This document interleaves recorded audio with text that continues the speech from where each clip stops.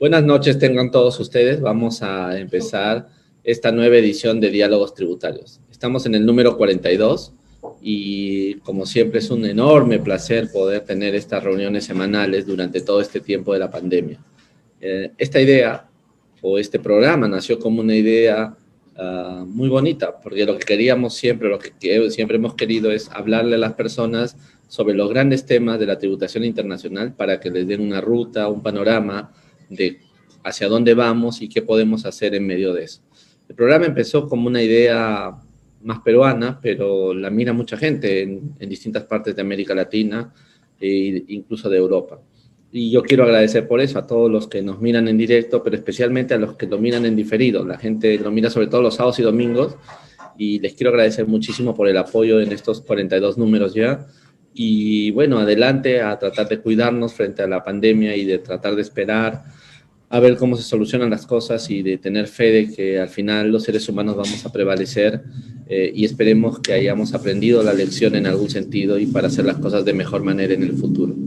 Quiero agradecer, como lo hago siempre, porque creo que en la vida siempre debemos reconocer a las personas o las instituciones que logran ayudar a avanzar.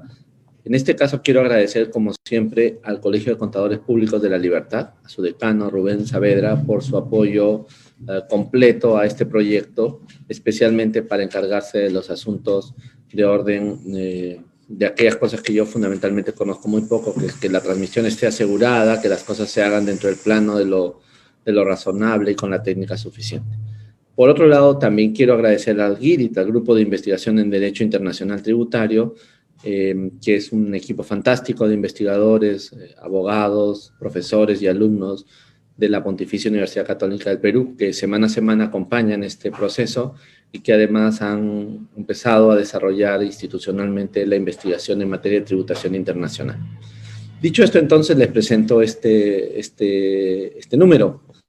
Hoy vamos a hablar de la armonización tributaria en la comunidad andina. Ya hemos conversado de eso hace un tiempo atrás, pero nos parece importante volver sobre el tema para tener una perspectiva diferente en algún sentido, complementaria.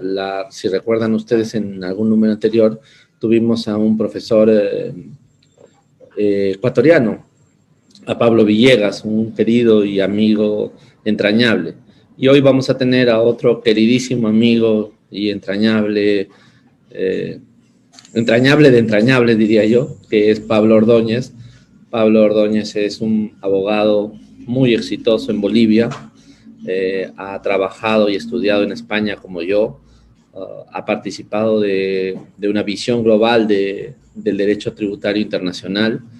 Hemos compartido varios foros en los Estados Unidos, en Europa, para discutir de los temas de la tributación internacional desde la perspectiva andina y siempre se ha especializado, aunque él dice que no, en una revisión de la perspectiva comunitaria y de armonización de la CAN. Recuerdo vivamente un trabajo suyo de hace un tiempo que yo tuve que presentar al final porque él no pudo llegar a un evento, tuve que actuar en su nombre en un evento internacional, así que leí con especial cuidado el trabajo que él había hecho. Pareció una cosa extraordinaria, no había visto ese enfoque antes en la comunidad andina, un trabajo que tenía que ver con inversiones y derecho tributario y seguridad jurídica. Y bueno, a partir de ahí conservamos una amistad enorme, no nos podemos ver mucho ahora por la pandemia, él no puede venirse por aquí, ni yo tampoco ir por allá, pero ya lo haremos. Es uno de mis más queridos amigos y entrañables. Me gusta que estés aquí, Pablo, bienvenido. Esta es tu casa, tú lo sabes muy bien. Y sobre todo me encanta esa visión que tienes sobre el mundo andino y su relación con el ámbito global. Tus saludos iniciales, por favor, querido amigo. Oye, gracias, Lucho, gracias por estas hermosas palabras de bienvenida, te agradezco mucho. Obviamente también agradezco al GIDIT, a GIDIT y al Colegio de Contadores de la República por esta edición. Yo te he dicho que Diálogos Tributarios creo que se ha convertido en una enciclopedia del derecho tributario. Yo creo que llegará el momento en el que va a haber que compilar esto en una especie de biblioteca súper importante Y bueno, de alguna forma esto me trae a la cabeza, vengo estudiando desde hace algún tiempo a Vargas Llosa, te lo he comentado, motivo por el cual además tengo una especial aflicción en estas épocas a Lima y a Perú. Y claro, uno de los grandes temores de Vargas Llosa es precisamente que las imágenes y las pantallas le ganen a los libros, ¿no? Y de alguna forma creo que en esa pulseta, pues diálogos tributarios está demostrando que de alguna forma el video y la pantalla y las imágenes pues le están ganando un poco la pulseta a los libros. Y son los tiempos que corren. Y bueno, yo los felicito porque llegar a los 42 programas pues es un esfuerzo importante en el que se está consiguiendo difundir conceptos que en algún momento creo que eran muy abstractos, muy académicos, y hoy por hoy están llegando a tierra, ¿no? A base. Así que gracias nuevamente por la invitación. Vengo aquí encantado de la vida a ver si puedo compartir con algunos conceptos muy humildes sobre mi visión del mundo andino y de la comunidad andina. Estaba pensando en el mundo andino en primer lugar y recordé que pronto hay una fiesta en Bolivia muy importante, ¿no? La fiesta del Equeco. Y tú me decías, en fin, en la conversación que tuvimos para preparar o concertar esta reunión, me decías que tú encontrabas algo en esa visión o en ese personaje del Equeco y que tenía que ver con el impuesto a las fortunas. A mí me quedé muy intrigado y entonces quería empezar por ahí. ¿Qué tiene que ver, iba a decir diablos, porque acá usamos la palabra diablos, pero ¿qué tiene que ver el equeco boliviano, el concepto de equeco, además que también es peruano, porque ya está aquí muy metido, con el impuesto a las fortunas? Por favor, explícanos, Pablo, ¿en qué estás? ¿Qué es esto? Mira, el equeco en realidad ya pasó la fiesta de las alacitas. La 21 de enero, creo, ¿no? 21 de enero, efectivamente. ¿No? Y las fiestas de las alacitas, que son muy populares en la región andina de La Paz, en concreto, de Bolivia, perdón, en concreto en La Paz, parte de Oruro y Potosí, pero la fiesta se ha ido extendiendo hacia Bolivia y también se ha ido extendiendo hacia la región andina del Perú. Se denomina la fiesta de la fortuna, es la fiesta de la fortuna, ¿no? Y el personaje central de las alacitas es el equeco. El equeco representa un personaje que en su momento, la leyenda cuenta que mediados de 1800 hubo un cerco importante a la ciudad de La Paz, por parte de los campesinos que cercaron La Paz y que impedían el tráfico de mercancías, de comida, de bienes, de todo tipo de cosas, ¿no? Entonces, la gente de La Paz que es una hollada, como tú sabes, La Paz es una hollada, estaba prácticamente aprisionada sin poder conseguir ningún tipo de alimentos, sin ningún tipo de mercancías, ¿no? Entonces, el equeco era una persona que conseguía pasar las mercancías de un lado del cerco hacia el otro lado del cerco y de esa forma consiguió, la leyenda cuenta que mucha gente sobreviva en La Paz, porque el cerco fue muy estricto y generó una hambruna terrible en la ciudad, ¿no? Entonces, a partir de ahí, el equeco se lo recuerda como el dios de la fortuna y el dios de la abundancia porque permitía, además con el tiempo se hizo un tipo adinerado porque precisamente el traspaso de las mercancías de un lado al otro lado del cerco le generaron una fortuna y se convirtió en el dios de la abundancia, ¿no? La importancia del dios de la abundancia en la región andina y en concreto en La Paz es que es una figura aspiracional. La gente aspira al equeco, porque el equeco en la fiesta, la gente compra bienes en miniatura, compra casas en miniatura, compra vehículos en miniatura, compra títulos de propiedades en miniatura, compra tarjetas de crédito, compra fortuna, ¿no? Y es una figura aspiracional que de alguna forma representa una aspiración especialmente del comerciante andino a tener fortuna, Entonces, me acordar, antes de que sigas, me acabas de hacer acordando vivamente, una vez yo he ido mucho por el Cusco por razones profesionales, académicas también. Me acuerdo un día que un querido amigo que nos debe estar viendo, que se llama Willy, contador a quien quiero mucho en Cusco, me dice, vamos a hacer una peregrinación. Entonces hicimos una peregrinación, no me acuerdo el santuario, era un santuario que nos demoró tiempo en caminar y llegar, pero a la entrada del santuario, era la Virgen, al entrar al santuario, habían a los costados cantidades de quecos y además digamos, representaciones de una casa, de un carro, etcétera, etcétera, etcétera, ¿no? Entonces, él me contó no el origen, sino el concepto, ¿no? La gente peregrina y también se lleva su equeco, se lleva las cosas que quiere conseguir, ¿no? Eh, Exacto. ¿Y sabes por qué me ha traído a cuenta esto? Por una cosa que, disculpen los que nos están viendo, los que nos van a ver, pero creo que es importante también contar esto. ¿Sabes por qué? Porque yo me llevé un corazón a pedido de... Porque como había pasado buen tiempo que estaba solo, entonces me dijo, mira, llévate este corazón. Entonces me llevé el corazón y al año siguiente conocí a mi pareja, ¿no? Alessandra, con la que llevo muchos años viviendo en una relación, como tú sabes, muy, muy, muy profunda, ¿no? Entonces me he hecho acordar eso, porque la aspiración del mundo andino es a la riqueza, pero la riqueza en sentido, no solamente en términos económicos, sino a la vida plena, ¿no es cierto? Al conjunto de cosas que tú necesitas para ser, para la existencia. Efectivamente, efectivamente. Y de hecho, desde una perspectiva sociológica y psicológica, pues participar de la feria de las citas, comprándote un corazón, comprándote novio, comprándote novia, comprándote una casa, un vehículo, representa una visualización, es una visualización de lo que la gente quiere, es una aspiración, ¿vale? Y en definitiva, lo que la gente quiere es tener fortuna. Fortuna económica, fortuna emocional, sentimental, etcétera, ¿no? Entonces, las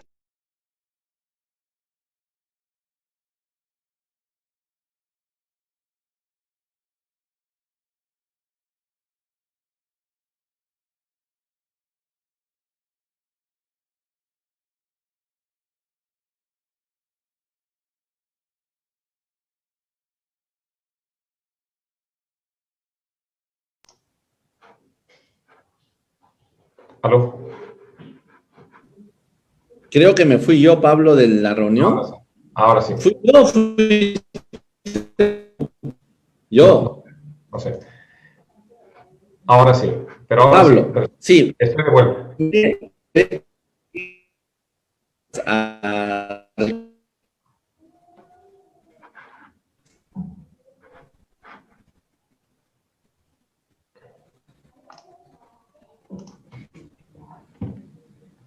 No sé, Lucho, ¿me escuchas? te escucho, Pablo. Perfecto. Continúa, por favor. Entonces, el equeco representa esa figura aspiracional, ¿no? Entonces, la introducción de un impuesto a las grandes fortunas en Bolivia, de alguna forma, contradice esa aspiración, porque el impuesto a las grandes fortunas lo que viene es definitivamente a cercenar una parte de tu fortuna, ¿no? Cercenar una parte de tu patrimonio, cobrar una parte de tu patrimonio, ¿no?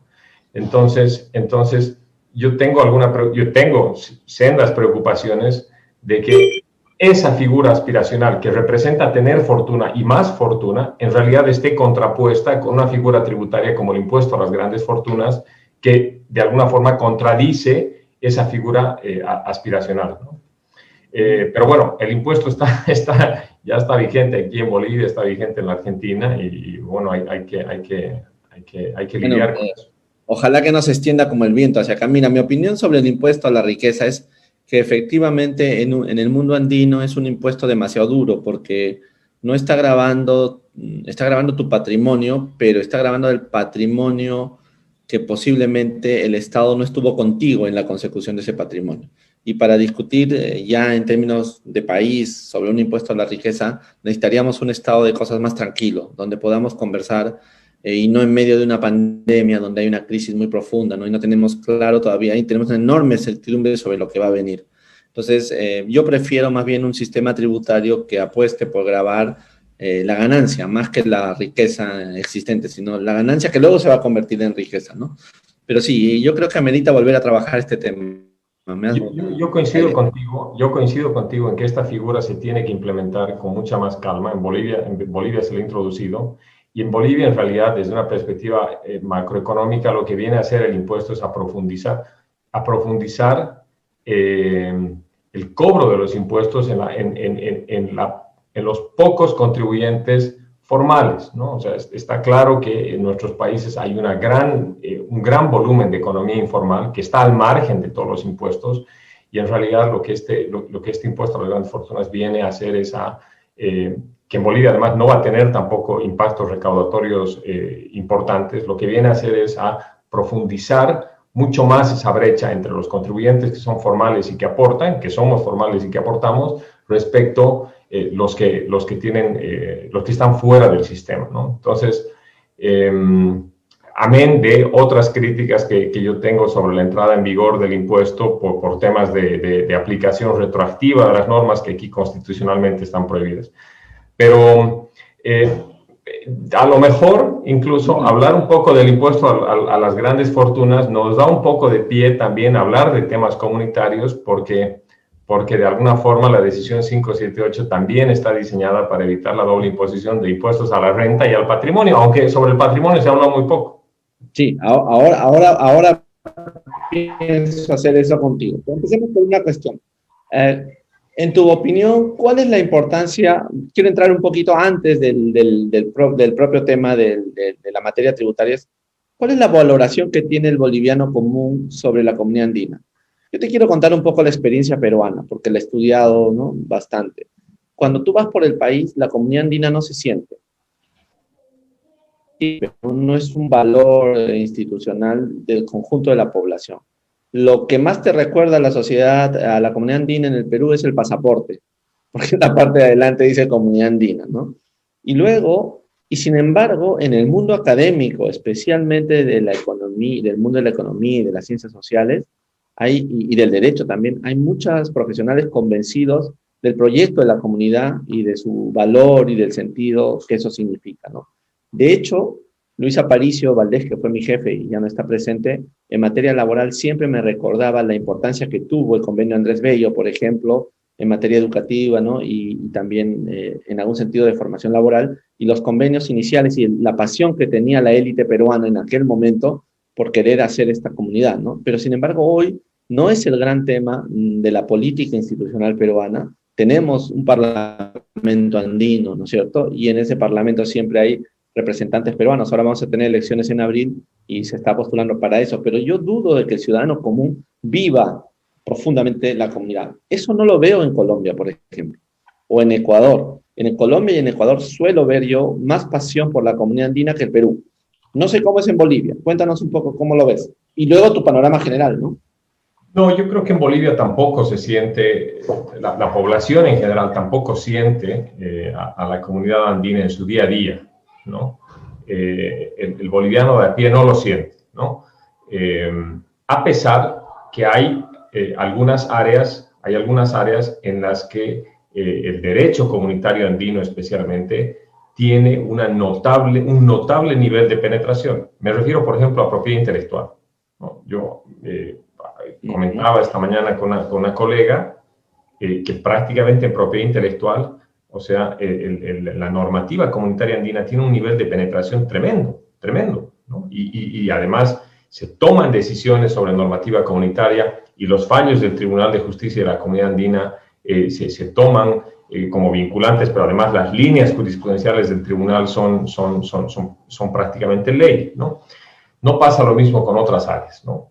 Y esto creo que es importante porque a pesar de que el boliviano de a pie no siente las ventajas y las virtudes de formar parte de un bloque comunitario como el que tenemos, la realidad es que Bolivia aprovecha muchísimo a la comunidad andina. Por darte un ejemplo, el segundo inversor extranjero más importante en Bolivia es Perú. ¿Me entiendes? El segundo inversor, después de España, el segundo inversor extranjero directo en Bolivia es Perú, y además es un inversor tradicionalmente institucional, ¿no? O sea, vienen grandes compañías a invertir a Bolivia, ¿no? Y no es además una inversión golondrina, es una inversión estable y permanente.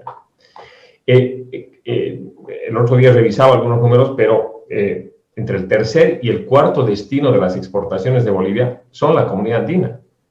Después de Argentina y de Brasil, donde va el gas de Bolivia, pues el resto de commodities, especialmente vinculadas a soya, lácteos y demás, son la comunidad andina. Entonces, y son la comunidad andina en gran medida por el mercado común el mercado común que se ha conseguido desarrollar en la región. Entonces, es verdad que en el día a día tu pasaporte que dice Comunidad Andina, pero también cuando voy a Lima y voy a Lima simplemente con un carnet de identidad, bueno, lo sientes, pero eso solo lo sienten quienes van.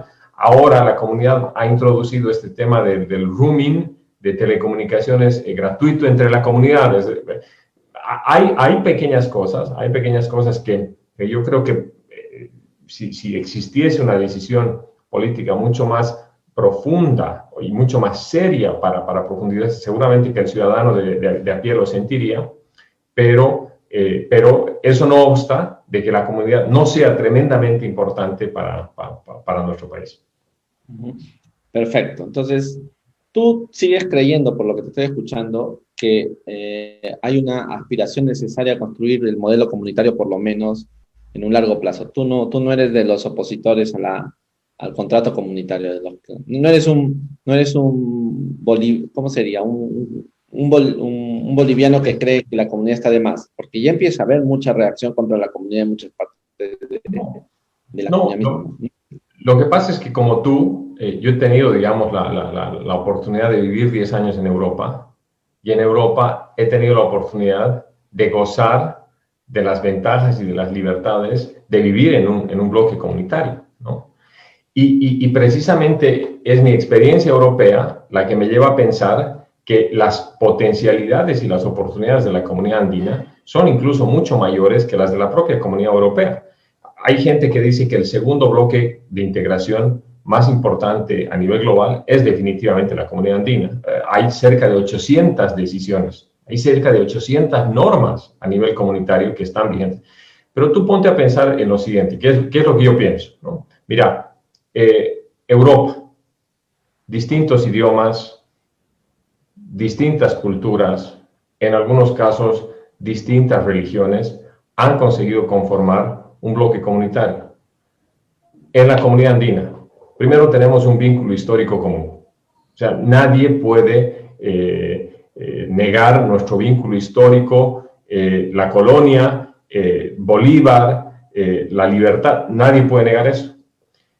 Mismo idioma. Es verdad que entre Ecuador, Perú y parte a lo mejor de Colombia y Bolivia se habla quechua, entre Perú y Bolivia también se habla aymara y seguramente hay otros idiomas más, pero en general nuestra lengua común es el castellano.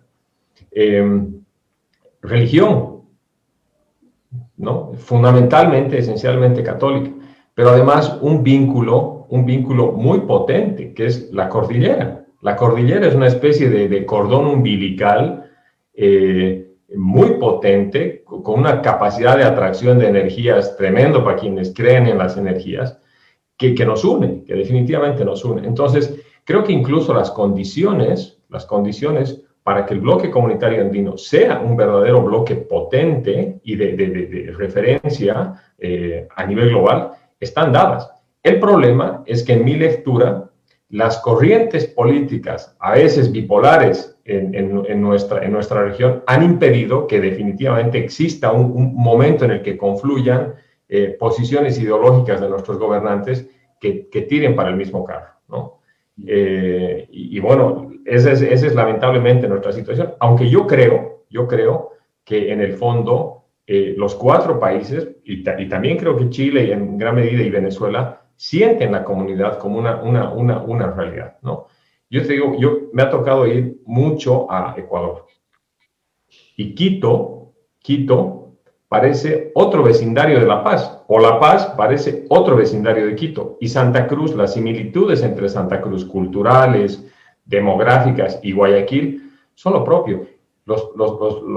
Las pequeñas ciudades del occidente boliviano con las pequeñas ciudades de la sierra peruana son idénticas, Básicamente lo único que nos divide es una línea artificial, porque en realidad hay un cúmulo de elementos culturales que no pasa lo mismo en Europa.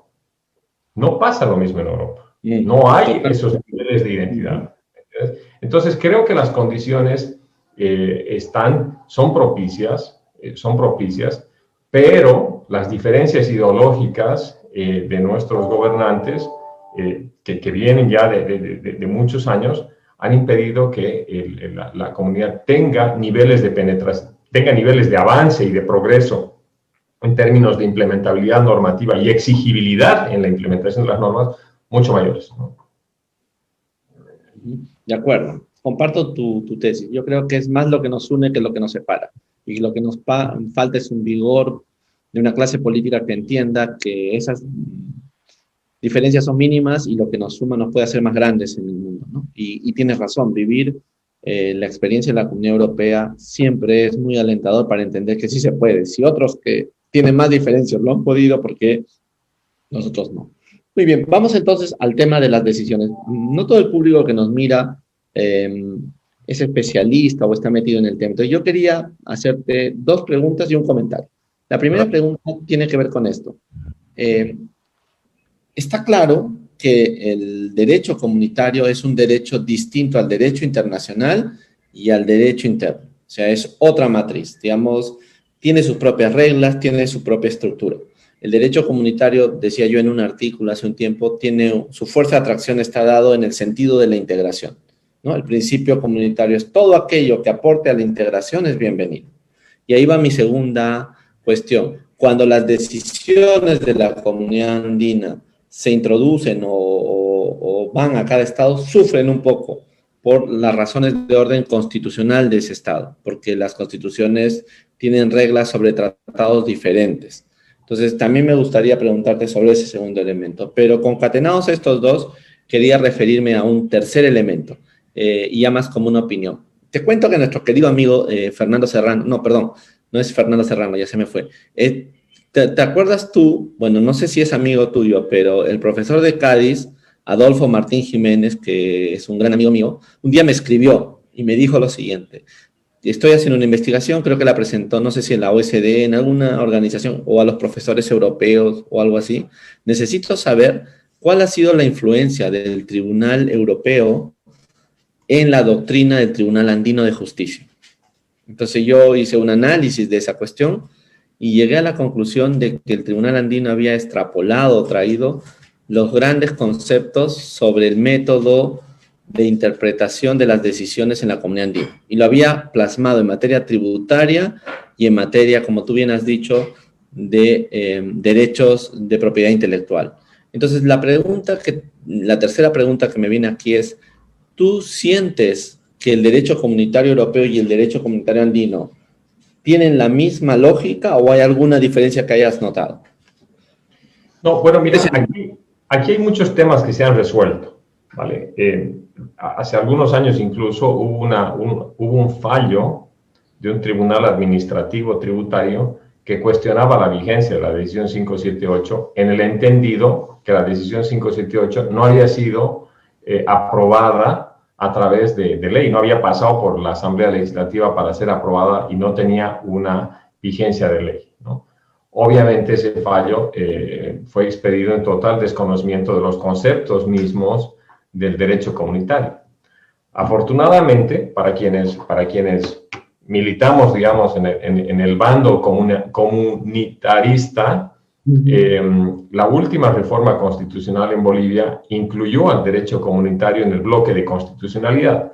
Yo no sé si en Perú existe un bloque de constitucionalidad, pero acá el bloque constitucional es una figura que prevé que existen normas, en este caso comunitarias, que sin formar parte del texto constitucional deben considerarse incorporadas al mismo. Entonces, las normas comunitarias tienen rango constitucional y están investidas de la misma jerarquía y validez de la Constitución. Entonces, en ese contexto, la vigencia de la normativa comunitaria a partir del nuevo texto constitucional, pues adquiere una connotación completamente distinta. Ahora, eso en lo que respecta a la normativa como tal. Otra cosa es que el ciudadano de a pie, nosotros los abogados y los operadores del sistema jurídico, judicial y tributario, echemos mano de eso, ¿no? O sea, hablando un poco del Tribunal de Justicia de la Comunidad Andina, para nadie es un secreto que la mayor cantidad de fallos, por ejemplo, en materia tributaria, vienen de Colombia. ¿Por qué? Porque me imagino que en Colombia, me imagino que los colombianos son el equivalente a los holandeses en Europa. Exactamente, me ganaste la palabra, te iba a decir. Los verdaderos promotores de la vigencia, los verdaderos promotores de la vigencia del derecho comunitario andino, ¿no? De hecho, el otro día revisando cosas sobre el tema de impuesto a las grandes fortunas, existe un fallo sobre impuesto al patrimonio de Colombia con Perú, cabalmente, ¿no? Entonces, no pasa lo mismo con Bolivia. ¿Por qué? Bueno, nos lo tenemos que hacer ver, como dicen en España, ¿no? A pesar de que encima nosotros acá somos sede de la universidad andina, ¿no? Entonces, a lo mejor tenemos que repensar si es que en la estructura de la currícula de las carreras de Derecho estamos siendo lo suficientemente inteligentes como para incluir materias como las de derecho comunitario con el objetivo de promover y de que los ciudadanos de a pie, que es lo que decíamos al principio, puedan aprovechar estas ventajas. En relación a los fallos del tribunal, yo coincido contigo. Yo creo que el tribunal bebe un poco de las experiencias de su par, que es el Tribunal de Justicia de la Comunidad Europea, y bebiendo de esas experiencias de alguna forma las toma como referentes. Y me parece plenamente válido, porque definitivamente las experiencias muestran que los fallos del Tribunal de Justicia de la Comunidad Europea lo que han hecho es corregir, mantener las 4 libertades fundamentales europeas: libertad de capital, movimiento de personas, movimiento de capitales, ahora no me acuerdo cuáles son las otras 2 más, pero definitivamente afincadas en esas 4 libertades son fallos que lo que han conseguido es profundizar más aún la Unión. Y en ese sentido creo que el Tribunal de Justicia toma un muy buen referente. Perfecto, buenísimo. No tengo nada que objetarte. Además, te ha salido genial lo de los holandeses.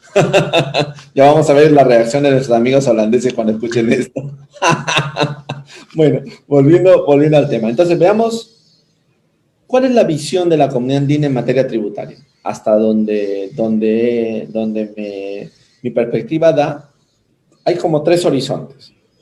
La unión aduanera, que ya está completada prácticamente, ¿no? Una unión aduanera institucional. Segundo, una armonización del IVA y de los impuestos al consumo con las decisiones 579 y 600, y luego la decisión 578 en materia del impuesto a la renta y el impuesto al patrimonio. O sea, lo que queremos es que para que haya fluidez en las relaciones dentro de la comunidad, podamos tener una armonización en algún sentido de la aduana. Necesitamos un acercamiento, ¿no?, sobre ciertos valores en nuestros impuestos al consumo y claramente evitar que los impuestos a la renta y al patrimonio de nuestros países afecten las inversiones entre residentes de ambos países. Eso es exactamente, esa es la visión, en eso está conformado el bloque tributario de la propuesta comunitaria. Correcto. Pero yo creo que a diferencia, mientras estaba en Europa, me había tocado la oportunidad de leer algunos comentarios sobre el proceso de integración de la comunidad andina y sus diferencias con el proceso de integración de la comunidad europea. Y hay por ahí alguna crítica que dice, lo que pasa es que los andinos hicieron las cosas al revés. En vez de empezar con la consolidación de un mercado, empezaron con decisiones, por ejemplo, sobre impuestos a la renta y le achacan posiblemente a eso la falta de profundización de la normativa comunitaria. Pero yo creo que los procesos históricos bajo los cuales se han desarrollado los 2 bloques son completamente distintos. La Unión Europea parte, en realidad, del famoso acuerdo de comercialización del acero y el carbón, ¿no? ¿Por qué? Porque estaban en un proceso de reconstrucción en Europa en la que los mercados tenían que reconstruirse, ¿no? Nuestro proceso integrador es completamente distinto.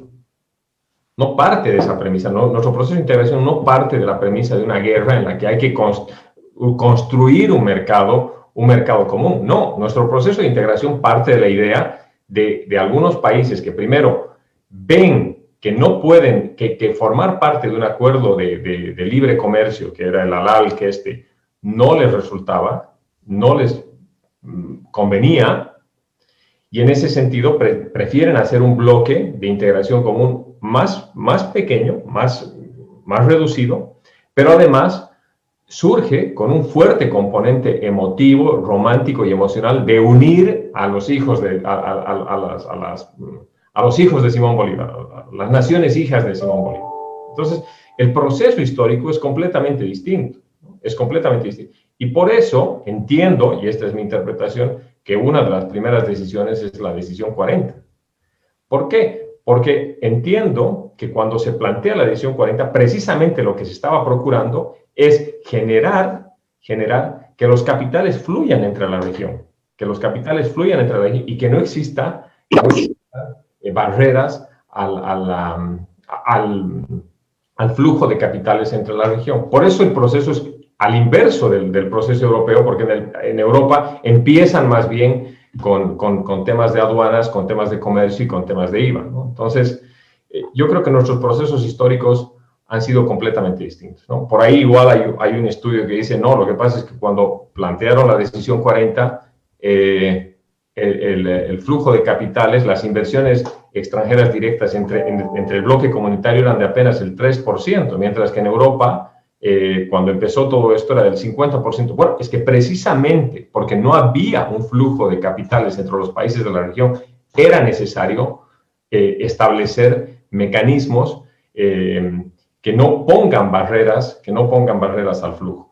Y mira, yo creo que después de algunos años, con imperfecciones como todo proceso humano, creo que de alguna forma se han cubierto esos objetivos, porque por algún motivo Perú es el segundo inversor extranjero directo en Bolivia. De acuerdo, correctamente con lo que dices. Yo creo que habría que ver cuál es el nivel de inversión de Bolivia en el Perú. Pero yo veo mucho que durante los últimos gobiernos bolivianos, por alguna razón que yo no sé, bueno, sí sé, pero no la quiero decir, los capitales bolivianos han venido hacia el Perú mucho, ¿no es cierto? Yo he tenido muchas personas que he conocido en Lima y en Arequipa, inversionistas bolivianos viviendo en el Perú invirtiendo, ¿no? Pero creo que son movimientos de capital más que inversiones desde Bolivia, ¿no? Porque en muchos casos mueven todo el negocio hacia el Perú y pasaba eso en Ecuador hacia el Perú también. Pero quería notar algo que tú has dicho. Aquí, a diferencia de la Unión Europea, efectivamente empezamos por el impuesto a las ganancias, ¿no? Entonces se planteó, como tú bien has dicho, una decisión 40, que luego ha sido sustituida por la decisión 578. Querían empezar por la decisión 40. Cuando la comunidad aprueba la decisión 40, aprueba además, junto con ello, un modelo de tratado, de convenio para evitar la doble imposición, que la comunidad debería, en teoría, los países miembros de la comunidad deberían de celebrar con terceros países, ¿no? Mira, el Perú nunca celebró un convenio bajo ese modelo con ningún país fuera de la comunidad. No sé cómo fue en Ecuador, creo que tampoco. Bolivia sí, me acuerdo del convenio con Argentina, y no sé si hubo el convenio con Chile, pero los argentinos tenían el mismo modelo con Brasil y con Chile. O sea, curiosamente, el modelo comunitario andino para evitar la doble imposición se extendió al sur, entre el sur, y no dentro de la comunidad andina. Entonces, quería preguntarte en qué consistía ese modelo, cuál es su raigambre fundamental y cuál es su diferencia con los modelos de la OECD y el modelo de la ONU, por favor, querido amigo. Claro. Bueno, mira, todos estos temas, el otro día estaba revisando un poco, me metí en una investigación por revisar un poco el origen de los temas de doble imposición, ¿no? Y bueno, todo esto surge con los problemas de la posguerra y la creación de la Liga de las Naciones. La Liga de las Naciones designa un comité de expertos, entre otras cosas, por ahí hay algún texto que dice que financiado por los Rockefeller, por la familia Rockefeller, para crear un comité de expertos que encuentre mecanismos que permitan el flujo de capitales en los países sin que estén gravados dos veces, ¿no? Y bueno, la Liga de las Naciones, que es es el antecedente de Naciones Unidas, pues le encomienda a un comité de expertos analizar. Grata fue mi sorpresa cuando uno de los miembros de este comité de expertos resultó siendo un boliviano. Encontré ahí que un boliviano participó en el comité de los 10 expertos que prácticamente montaron los primeros antecedentes de lo que fue el modelo de convenio, más adelante el modelo de convenio de la ONU. Entonces, básicamente hoy por hoy lo que tiene son dos modelos de convenios para evitar la doble imposición, ONU y OCDE, que tienen como base, como elemento esencial base, un mecanismo para evitar la doble imposición, que es poner preeminentemente la tributación en el país de la residencia. En términos de las discusiones de antaño, de la década de los 60 y 70, podríamos decir que esos dos modelos de convenio lo que hacen es resolver los problemas de doble imposición, reposando la tributación en el país de la residencia. De alguna forma, beneficiando el flujo de los países exportadores de capitales. De alguna forma, como respuesta a esos dos modelos de convenio, surge el modelo de convenio de la Comunidad Andina. Y el modelo de convenio de la Decisión 40 básicamente lo que propone es resolver los problemas de doble imposición, asentando la tributación solamente en el país de la fuente. Entonces, de alguna forma, si quisiéramos catalogar los tres modelos de convenios, tenemos un modelo de convenio que es pura fuente, es decir, resuelve los problemas de doble tributación solamente a través de criterios de fuente. Tenemos al otro lado un convenio que procura resolver todos los problemas de doble imposición a través de criterios de tributación en residencia, y a lo mejor un modelo intermedio, un modelo soft, que es el modelo de las Naciones Unidas, que resuelve los problemas de doble tributación con criterios de residencia, pero otorgándole un poco de tributación al país de la fuente con criterios un poco más extensivos, digamos, ¿no?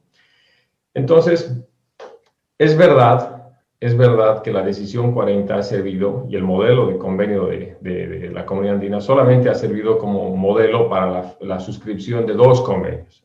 Primero, el convenio entre Bolivia y Argentina, y el segundo convenio entre Argentina y Chile. Creo que el convenio entre Argentina y Chile no estoy actualizado, pero creo que ha sido denunciado. Ha habido el famoso caso de Molinos del Río de la Plata que tanto lo hemos estudiado, ¿no?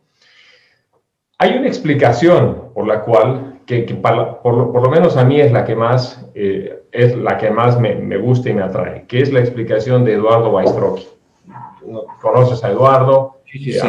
Argentino que enseña la mitad del tiempo en Inglaterra. En Inglaterra, sí. Brillante. Tengo muchísimo respeto y muchísima admiración por Eduardo, porque él analiza el derecho tributario cuantificando elementos, ¿no? Y él básicamente lo que nos dice con relación, él tiene un artículo que a mí me marcó muchísimo. De hecho, escribí un artículo sobre su ensayo, que se llama The Use and Interpretation of Tax Treaties in the Emerging World, ¿no? El uso e interpretación de los tratados en el mundo emergente, y trata de clasificar y darle una racionalidad, digamos, científica, casi matemática, a por qué se interpretan los convenios en el mundo emergente como se interpretan. En ese artículo, Eduardo Bajstrowski lo que hace es le da una explicación a la situación de la Comunidad Andina. Y él básicamente lo que nos dice es, miren, en el mundo todo es una competencia. Todo es una competencia. El problema es que las competencias solamente son válidas el momento en que compites entre iguales. El momento en que no compites entre iguales, pues no hay competencia. Y el problema del modelo de convenio de la CAN es que se mete en una competencia en desiguales respecto al modelo de CAN. Y pone una frase que me parece además súper interesante, y es: esto es como la competencia entre los videos de Betamax y los videos de VHS. Entonces, había competencia entre iguales, no había competencia entre iguales, y definitivamente lo que resulta de esa competencia fue la eliminación, la desaparición definitiva del Betamax de Sony, con la preeminencia del VHS, que además era adaptable a distintas marcas. Entonces, el problema del modelo de convenio de la CAN es que se inserta en un proceso de competencia, global, con un factor de desigualdad. No es posible poner en competencia al modelo CAN con el modelo OCDE o con el modelo ONU. No pasa lo mismo con el modelo ONU y el modelo OCDE.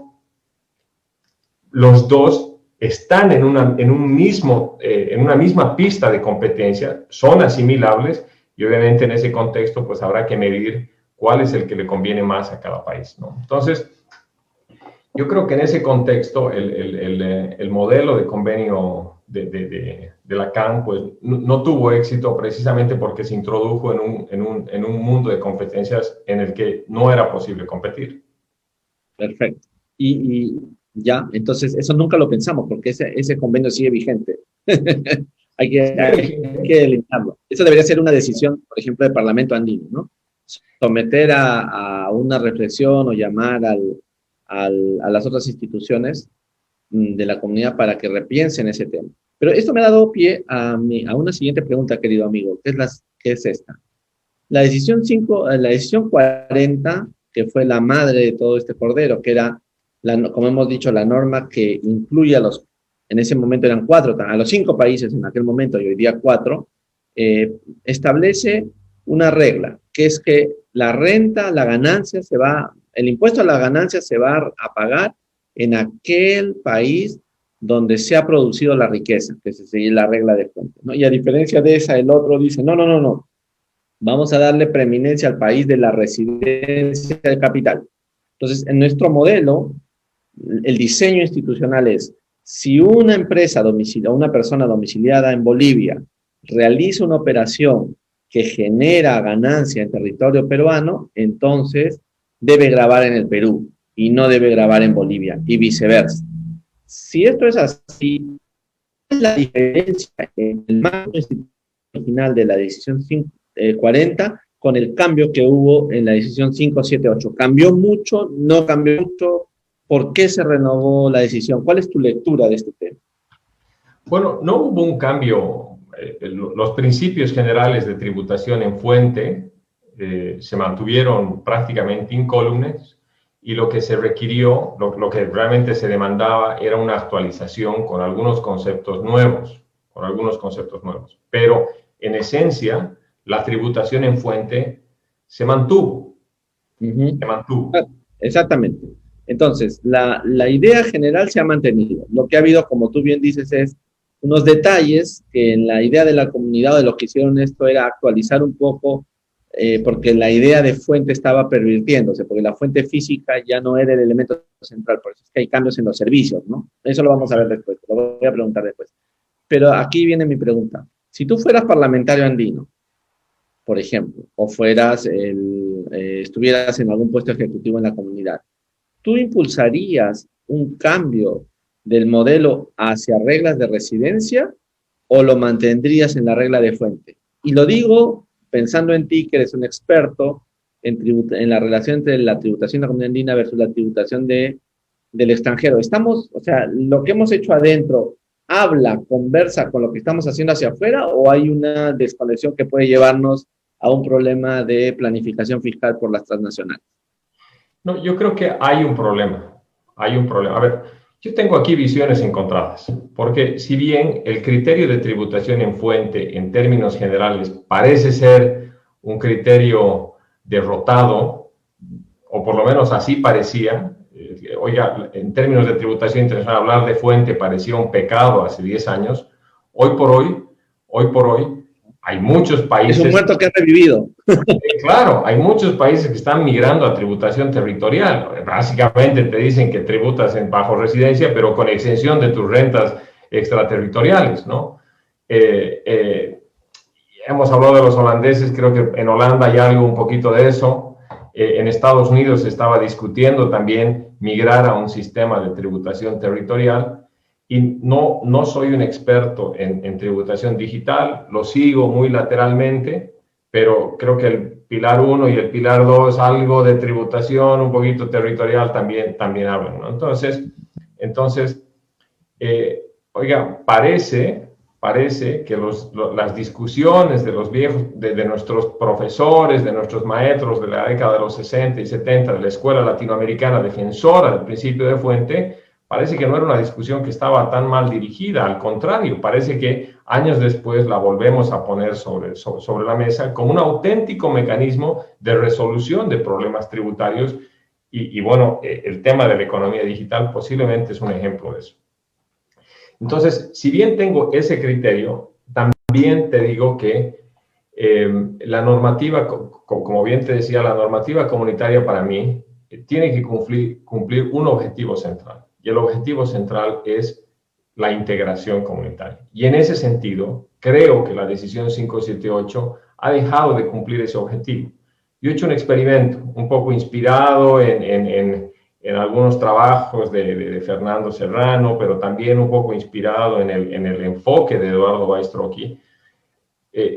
Hice recién un experimento que lo puse en un paper que compartiré con ustedes, en el que testeo un régimen que se aplica aquí en Bolivia, que se llama el régimen, nosotros lo hemos denominado el régimen del dividendo presunto. ¿En qué consiste el régimen del dividendo presunto? Es básicamente el branch profit tax. Es decir, una sucursal de una empresa extranjera, al final del ejercicio, tiene que pagar un withholding tax, una retención del 12.5, con independencia de que remita o no a su casa matriz. Tiene que pagar el 12.5. Aquí es 5%. 5%. ¿Va? En España le llaman gravamen complementario, en Estados Unidos el branch profit tax, aquí nosotros lo hemos bautizado con el dividendo presunto. ¿Por qué se pone el dividendo presunto? Pues básicamente para equiparar la tributación de las sucursales con la tributación de las filiales. Bueno, si tú aplicas la retención en Bolivia es del 12.5 en términos generales. Si tú aplicas el régimen del dividendo presunto a la sucursal de una empresa peruana, la sucursal de la empresa peruana terminará tributando por el 12.5 en Bolivia. Pero si tú aplicas, ¿por qué? Por el criterio de fuente. Por el criterio de fuente. Claro. Pero si tú aplicas el dividendo presunto a la sucursal de una empresa española, como consecuencia del convenio para evitar la doble imposición y la aplicación del artículo 7, pero además el hecho de que el convenio entre Bolivia y España no tiene una reserva para el branch profit tax, al final la sucursal de la empresa española terminará sin tributar por ese 12.5. En consecuencia, pone, tal cual está el convenio, pone en situación de desventaja a las sucursales de empresas comunitarias y en este caso de empresas peruanas. Y esto definitivamente introduce un elemento de desventaja, respecto a otro tipo de jugadores que no sean comunitarios, extracomunitarios, pero que tengan convenio. Entonces, nosotros hemos hecho este experimento en el estudio precisamente para demostrar que tal cual está la decisión 578, que la queremos, que tiene ese componente a veces emocional y de derecho comunitario, no está cumpliendo el objetivo de integración. Y en ese contexto posiblemente es momento de empezar a pasar revista y revisar si es que, además de evitar la doble imposición, está cumpliendo el objetivo teleológico de la normativa comunitaria, que es conseguir la integración. Perfecto, buenísimo. Sí, estamos originando problemas internos en la comunidad. Empecemos entonces a analizar la decisión 578, si te parece. ¿Cuál es para ti el problema más complicado en la decisión 578? ¿Podríamos hablar de la asistencia técnica, el servicio técnico, o el de las sucursales? ¿Cuál es para ti el más complicado? Bueno, mira, hay que tener en cuenta que Bolivia es de los únicos países que tiene un régimen de tributación territorial, fuente. No, ese es un primer aspecto. Entonces, el hecho de tener un sistema tributario sobre fuente, además con un fuerte foco en territorialidad, porque todo lo que es fuente es básicamente territorialidad, salvo contadas excepciones,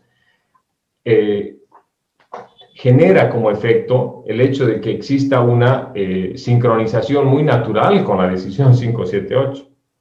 No pasa lo mismo, entiendo, con Perú y con Colombia, porque teniendo regímenes de tributación, residencia y renta mundial, tienen una decisión que de alguna forma no genera esa sintonía, no sincroniza. Entonces, desde la perspectiva de Bolivia, no hay tantas estridencias entre el convenio y el régimen local, por una parte. Por otra parte, también ten en cuenta que, si bien tú me dices que hay inversores o movimientos de capitales entre Bolivia y Perú, nuestro sistema de territorialidad, de fuente y territorialidad, no ha conseguido uno de sus objetivos, que era precisamente promover que los inversores y los empresarios bolivianos se expandan y se internacionalicen. Las inversiones bolivianas en el exterior todavía son contadas, comparando, por ejemplo, con Perú, con Ecuador y Colombia. Entonces, en ese contexto de cosas, la problemática tributaria en la aplicación de la decisión 578 no presenta muchos casos, Dicho eso, ya desde la perspectiva de la aplicación en la importación, por ejemplo, de servicios, definitivamente, servicios profesionales, ¿no? Beneficios de empresas y regalías, pues obviamente siempre generan algunas discusiones en relación a la correcta subsunción y calificación de las rentas. Yo pienso que la redacción del artículo 14 es un problema, porque debe ser uno de los artículos más pésimos. Yo sería que lo cambiaría. Mira, lo tengo acá a la vista, ¿no? Dice algo así como: las rentas obtenidas por empresas de servicios profesionales, técnicos, de asistencia técnica y consultoría serán gravables solo en el país miembro en cuyo territorio se produzca el beneficio de tales servicios. Salvo prueba en contrario, se presume que el lugar donde se produce el beneficio es aquel al que se impute y registre correspondiente gasto. Pero yo aquí encuentro tres problemas. Dice, las rentas obtenidas por esas empresas. O sea, no son las rentas de asistencia técnica, sino son las rentas obtenidas por empresas dedicadas a servicios profesionales, técnicos y asistencia técnica. O sea, la regla no es para la actividad, es para la empresa cuyo objeto social es la actividad. Con lo cual lo vuelves un trompo. Pero luego dice, se presume que el lugar donde se produce el beneficio es aquel en el que se impute y registra el gasto. O sea, hay una presunción, no te dicen si es juris tantum, jure y el jure, pero, o sea, ¿y quién debe ser aquel que se le imputa el gasto? ¿Es el gasto para producir el servicio o es el servicio como gasto? Pues esa fue la gran discusión, ¿no? Los colombianos tenían ese problema, que decían, cuando hay que interpretar el artículo 14, no se trata del lugar donde se impute el gasto del servicio, sino donde se impute el gasto que da origen al servicio. O sea, para ponerlo en sencillo, ¿no? Si es una empresa boliviana que le brinda un servicio de asistencia técnica a una empresa peruana, decían en la idea colombiana original, tiene que ser grabado en Bolivia, porque Bolivia es el país donde la empresa que va a brindar el servicio de asistencia técnica está deduciendo el gasto. Y por otro lado, el Perú decía, no. Es el Perú, porque a lo que se refiere esto es al lugar donde se va a deducir el gasto de servicio de asistencia técnica, ¿no? Entonces, estamos en ese problema por la redacción del artículo. ¿Tú cómo lo ves? ¿Concuerdas? No, sin duda que el tema de la imputación del gasto es controversial. Ahora bien, la interpretación que yo tradicionalmente le he venido dando a este tema de se registra el correspondiente gasto es cabalmente en el destino del servicio. ¿Por qué en el destino del servicio? Porque en el destino del servicio está la fuente pagadora, está la fuente generadora de rentas, ¿no? Claro, podemos discutir cuál es la fuente generadora de rentas. ¿Es la del destino del servicio, es decir, donde llega el servicio y se paga por el servicio, o la fuente generadora es en realidad donde se presta el servicio? Pero en general, si bien esto no es IVA, no es origen y destino, es renta, la interpretación tradicional que yo por lo menos le he dado es que es donde se imputa el gasto por ese servicio. Es decir, si prestan un servicio por servicios profesionales desde Perú hacia Bolivia, como es en Bolivia donde voy a registrar el gasto por ese servicio, pues será en Bolivia donde es el país de la fuente, ¿no? En Bolivia será el país de la fuente y por tanto en Bolivia habrá que practicar la retención. Uh-huh. Mira, yo tengo esta es una pregunta casi de laboratorio. A ver. Porque tiene que ver con alguna discusión que hemos tenido en una sesión de Guidit hace unos años atrás, y la tenía recordada, el equipo me la ha recordado. Mira, el artículo 2 de definiciones generales dice, ¿no? Para los efectos de la decisión, y a menos que el texto se indique otra cosa, una persona física será considerada domiciliada en el país miembro en que tenga su residencia habitual. Entonces, uno va al Perú, y en el Perú no existe en el materia del impuesto a la renta la palabra residencia habitual, porque el régimen de domiciliados en el Perú es un régimen objetivo para las personas naturales, ¿no? Número de días que estás en el país. Y para las personas jurídicas también es objetivo. Si tú sacaste tu personería en el Perú o fuera del Perú. Muy bien. Entonces, si tuviéramos que ser técnicos, tendríamos que decir, respecto a la aplicación de la decisión 578, deja de ser válidos los supuestos del domiciliado de nuestro artículo 7 de la ley, ¿no es cierto? Por lo tanto, ¿a dónde vamos? Entonces, vamos al artículo 3 de la misma decisión. Entonces, ¿qué dice el artículo 3? Dice, alcance de expresiones no definidas. Toda expresión que no esté definida en el convenio tendrá el sentido con que se usa en la legislación vigente en cada país miembro. Y entonces volvemos al Perú y decimos, el sentido que se usa en la legislación vigente en cada país miembro. Entonces uno dice, ¿aplico la norma tributaria? O sea, el artículo 7, o me voy al derecho civil y busco el concepto de residencia habitual. Claro. Pleito, ¿no? Porque entonces esto podría extender el impuesto a cantidad de supuestos distintos, ¿no? De personas. Eso lo ha querido arreglar luego el Tribunal Fiscal, pero claro. Quería preguntarte entonces, acá hay un problema, ¿no? Hay un problema. Voy a ponerte este ejemplo. Un español, piensa en un español, ¿ya? Que permanece en el Perú más de 6 meses, cuya familia reside en España, ¿ok? Pero está más de 6 meses en el Perú. No tiene residencia acá, simplemente está actuando, ¿no? Pero parece residente habitual. Muy bien. Tendría el derecho al régimen comunitario para evitar la doble imposición y a su vez mantendría su residencia en España. Entonces, ante este supuesto, ¿qué debería entenderse? Tendríamos que ir al artículo 20, que es la cláusula de cerrojo, no sé. O sea, ¿qué opinas tú sobre esta cuestión? ¿Pasa en Bolivia también o no?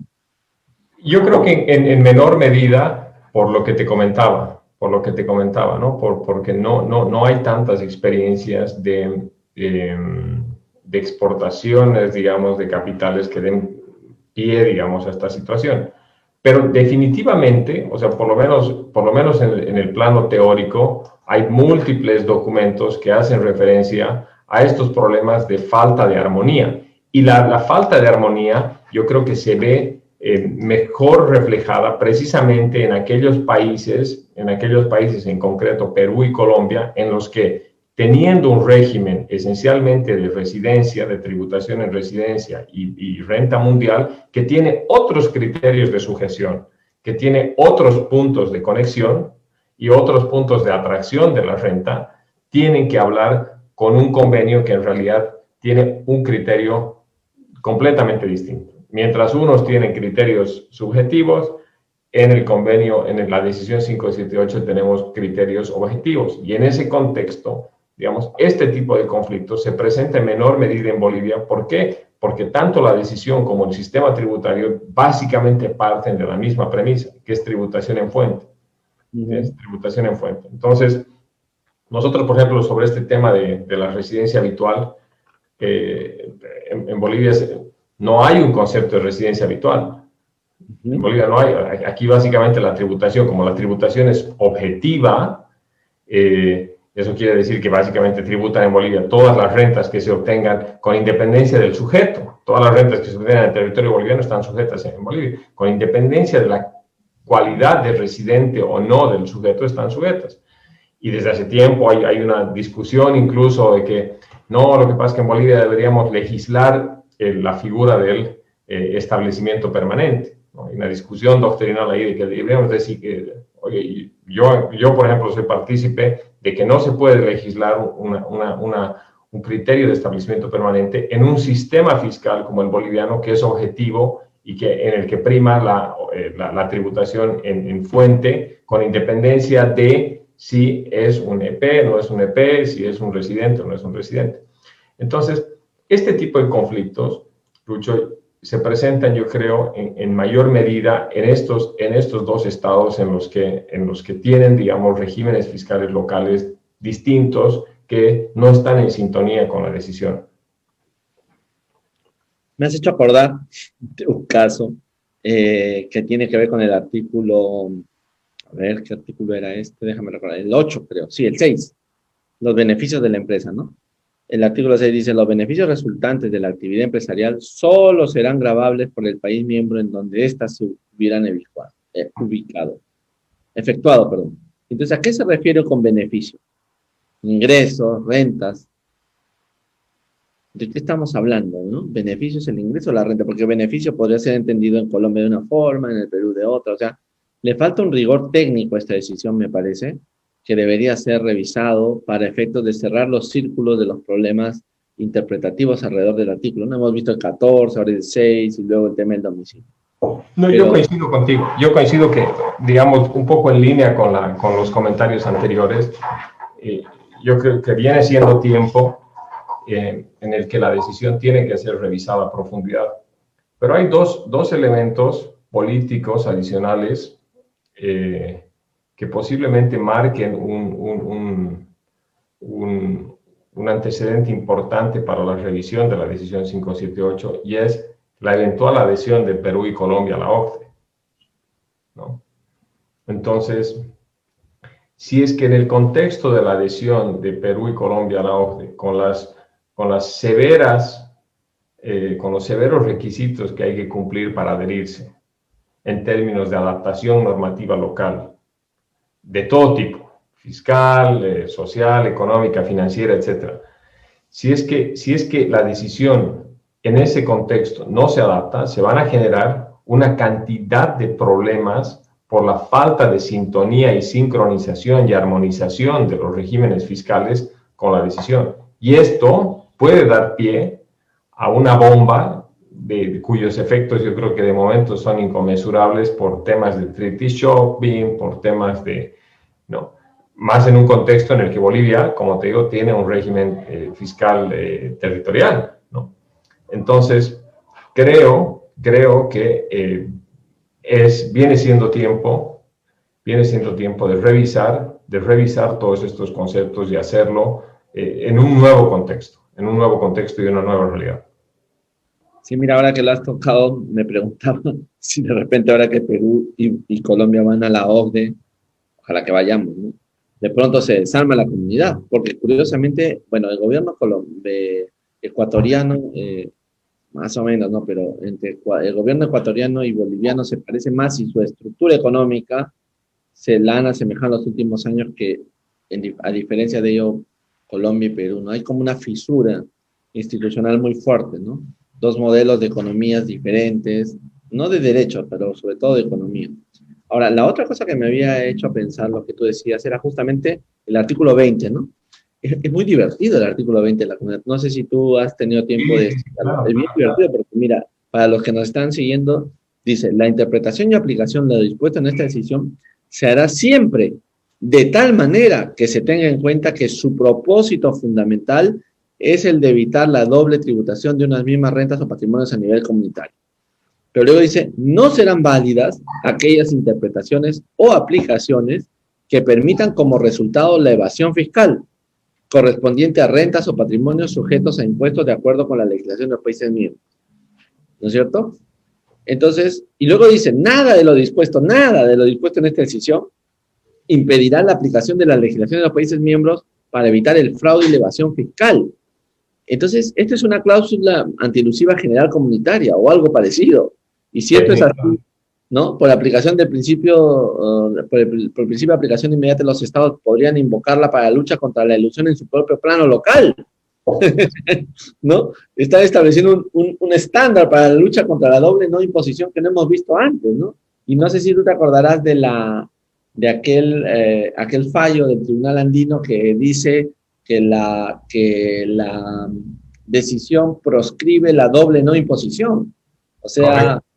más allá incluso que la propia OSD en su planteamiento. Y la ¿Cómo lo acción, ves tú? ¿Cómo lo ves? Es que y la eso acción, tenemos los andinos, ¿no? Un día se nos ocurren unas instituciones que nadie ha visto y 20 años después aparecen. ¿Eso sabes con qué pasó en el Perú? Perdóname la digresión, con los servicios digitales.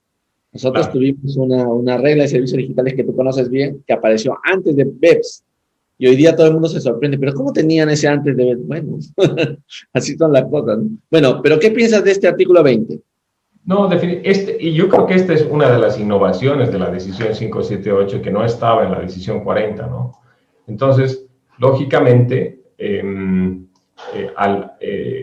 yo creo que el artículo 20 surge como la constatación de esta falta de sintonía en los sistemas fiscales, porque ya Colombia, para entonces Colombia, entiendo, posiblemente Venezuela y Perú ya habían adoptado un régimen fiscal distinto del de fuente, no tanto así Ecuador y Perú, Ecuador y Bolivia. Entonces surge, yo entiendo que este artículo como una constatación de esa falta de sintonía en los sistemas fiscales que podía dar pie a planificaciones fiscales, no diríamos agresivas en términos OCDE, pero sí planificaciones fiscales posiblemente evasivas o fraudulentas, ¿no?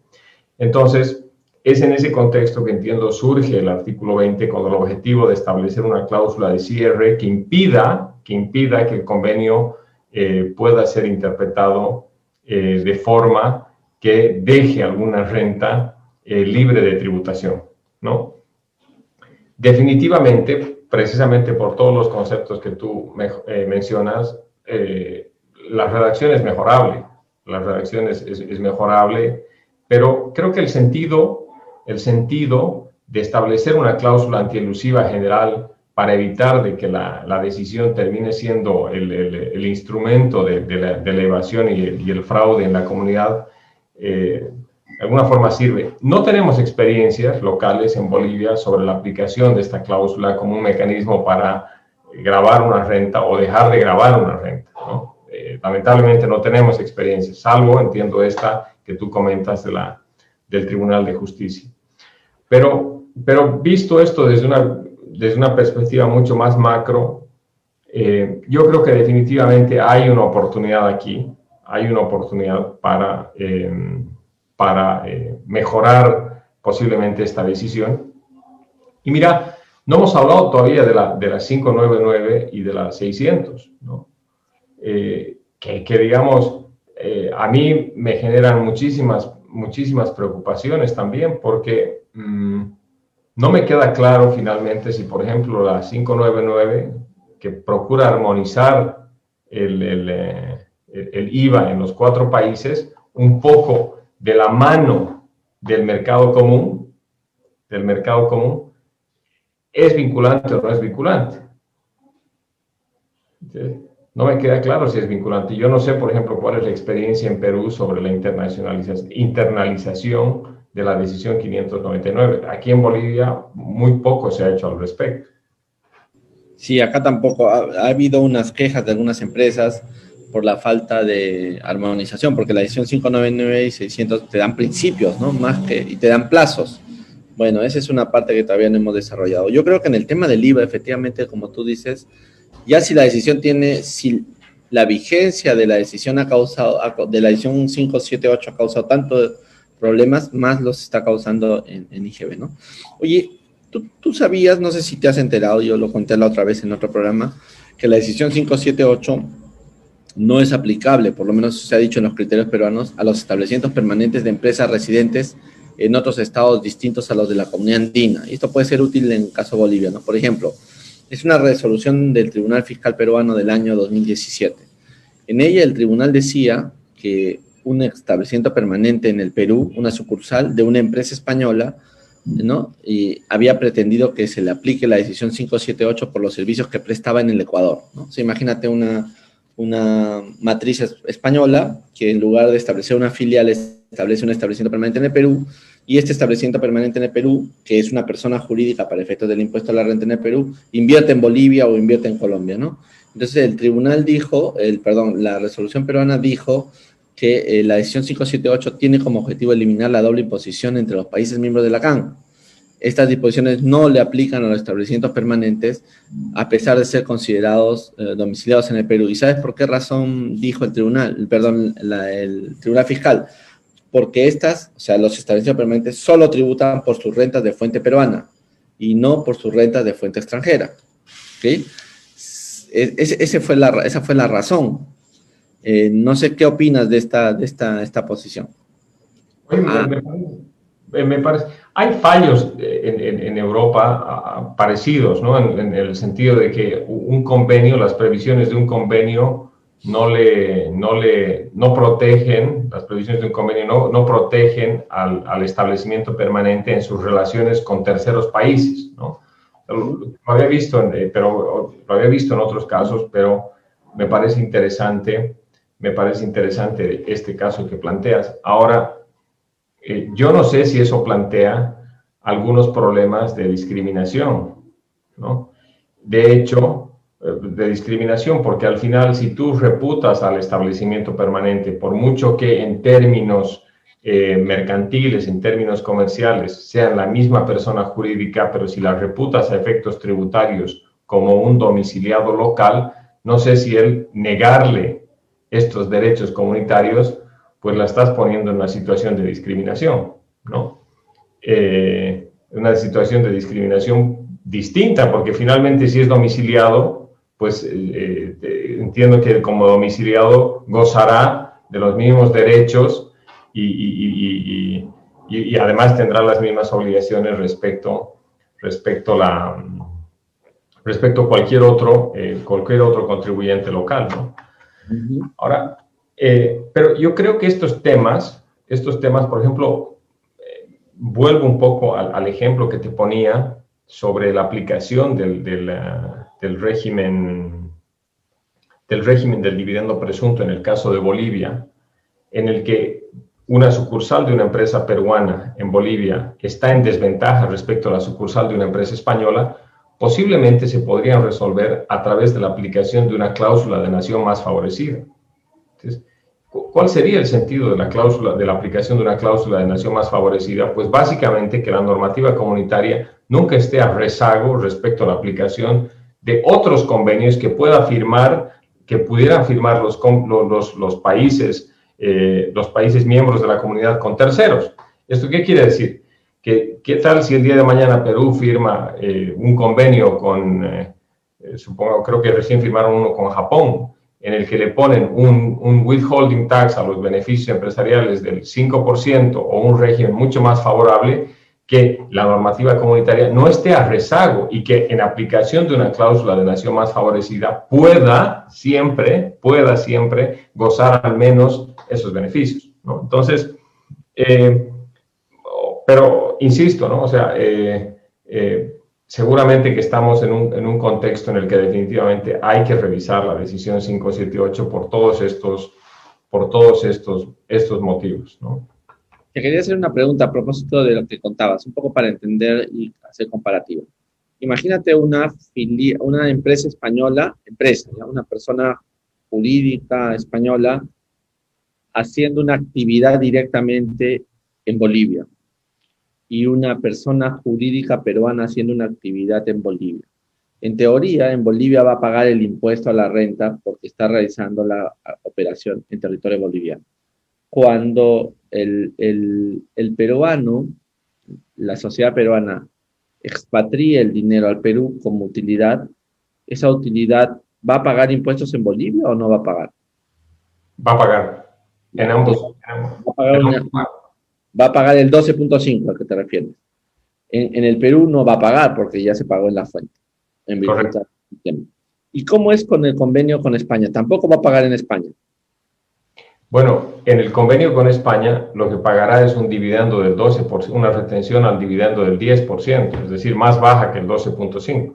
Entonces, quiere decir que un banco peruano, vamos a usar otra empresa, una empresa de comercio peruana que invierte en Bolivia va a pagar 12.5, mientras que una empresa española que invierte en Bolivia va a pagar 10.5. 10. 10, ya. Okay. Ahí ya tenemos ya esos absurdos, porque eso quiere decir que estamos promoviendo una regla extracomunitaria más que la comunitaria. Pero vamos al segundo caso, que ya veo que es de escándalo. Imaginemos un establecimiento permanente, ¿ok?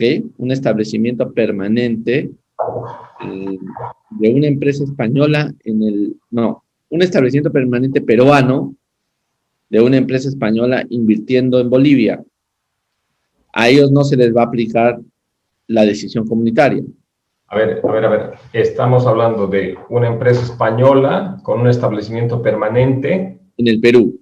En el Perú, prestando servicios a Bolivia. A Bolivia. Fíjate, mira la historia. El establecimiento permanente peruano va a grabar en Bolivia, pero no por razón de la decisión comunitaria, sino por el régimen boliviano. Se va a ir al 12.5, ¿cierto? ¿Correcto? Ya. Correcto. Pero en el Perú no va a pagar impuestos, porque los establecimientos permanentes graban en el Perú solo por sus rentas de fuente peruana, y esta es una renta de fuente boliviana. Por lo tanto, en el Perú paga cero. Y cuando el Perú vaya a España, en teoría tampoco paga, con lo cual, para efectos del establecimiento permanente peruano de una empresa española, esta regla no sirve respecto de Bolivia, porque se mantiene la misma injusticia si quieres. ¿No es cierto? Ya, perfecto. Eso es lo que quería confirmar. Ahora, vamos a una penúltima pregunta. Como siempre pasa con las reuniones que tenemos aquí, se va pasando el tiempo y tú ya no sabes cuánto tiempo estás. Y bueno, mira, no sé si tú conoces la sentencia Cartorama de la Corte Nacional de Justicia de Ecuador. ¿La has llegado a ver? ¿Nunca la has visto? No la he visto, pero cuéntamela, por favor.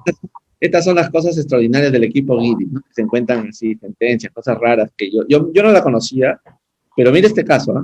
Es una empresa, la empresa Cartorama, en el cual, entre otros asuntos, se discutió la procedencia de un reparo de la Administración Tributaria Ecuatoriana a los precios de transferencia a las operaciones de compra de materia prima de Cartorama, su vinculada Universal Paper.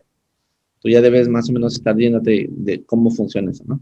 En dicho caso, ¿qué pasaba? Respecto al ejercicio 2005, mucho atrás, la Corte admite la prevalencia del método de precio comparable no controlado, con comparables internos, sobre el método de margen transaccional de utilidad operacional, lo cual para la Corte estaría conforme con las normas internas ecuatorianas y con las guías de la OECD.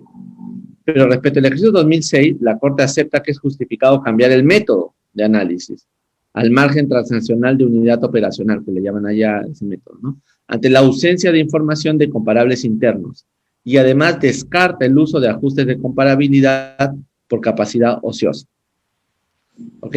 Entonces, fíjate que en este caso Cartorama es muy curioso porque lo que está diciendo es que no hay comparables locales, ¿no es cierto? Y estamos hablando de un caso que tiene vinculación con la comunidad andina. Entonces, yo quería preguntarte, ¿cómo vería el Tribunal Boliviano el uso de las guías de precio de transferencia en la aplicación de las normas? ¿En Bolivia pasaría esto? O sea, ¿podrías argumentar que las guías de precios de OECD no están conformes, mejor dicho, que la aplicación del derecho interno se basaría en las guías de la OECD antes que en otras reglas de otros países de la comunidad, por ejemplo, etcétera? ¿O no? No. ¿Cómo es en Bolivia? Cuéntame. No ha surgido todavía una discusión sobre el tema de la aplicación de las guías de precios de transferencia en Bolivia. Y los criterios interpretativos. Y los criterios interpretativos de la OCDE, no solo a efectos de precios de transferencia, sino también a efectos del convenio. A mí, de todas formas, a mí se me antoja pensar que los bolivianos seríamos o somos poco proclives a aceptar como soft law criterios y comentarios de un órgano del cual no somos parte, un poco, hay alguna línea ya doctrinal incluso en algunos países, no sé, creo que en Argentina, ¿no? En el que rechazan un poco a lo mejor incluso con un fallo, en el que se rechaza la vinculatoriedad del soft law, de las directrices en la interpretación, ¿no? Entonces, a mí se me antoja pensar que Bolivia posiblemente seguiría las mismas tendencias, teniendo en cuenta que además las directrices ni siquiera están en castellano, ¿no? O sea, hay unas traducciones no oficiales, que bueno, a mí me encantan y me parecen muy buenas, que hace el Instituto de Estudios Fiscales, porque de alguna forma trae y permite un mejor entendimiento, pero no son traducciones oficiales. Entonces se me antoja que las directrices de la OCDE definitivamente están lejos, ¿no? Están lejos, y no creo que los tribunales las puedan acoger positivamente, teniendo en cuenta que los tribunales de justicia en Bolivia son muy rigurosos en la aplicación de las fuentes tradicionales del derecho.